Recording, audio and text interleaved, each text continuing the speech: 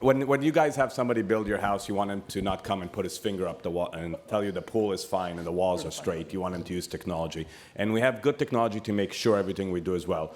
And not all of us are as talented. When we choose our residents for a residency, we don't actually check their manual skills or 3D dimension ability. So some surgeons actually should use these things and not try to do stuff by using their own talents. So disclosure is the most important one. I have an agreement with Smith & Nephew, and I'll show you a robotic system done by them. So we all know the modes of failure: wear, loosening, degeneration, obstacle components. Nicholas told us about everything. But I think one of the big things is just not putting the implants in the right position and not balancing the uni like we should. So surgical technique is where the robotics come in and where it helps us do our unis much better. So we know technology is growing, and it's tremendously in the last few years. Everybody knows that all the companies have instrumentations now in robotics. A few of them have robots for the uni.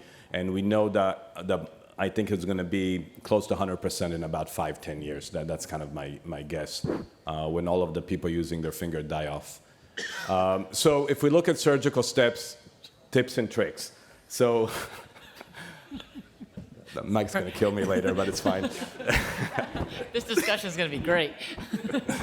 So I think exposure is the big thing. I think in the past, people wanted to do very small incisions. So you can do a small incisions, then your pins have to be out of the incisions. If you do a bigger incision, you can put your pins in, and it's going to be easier. Wounds heal side to side. So I think having a little bit of a bigger exposure makes your life a little bit easier and actually makes the case go faster, not slower. So the tracker fixation can be out or in. I currently put the tibia ones in the tibia, and I put the femur ones from inside the wound.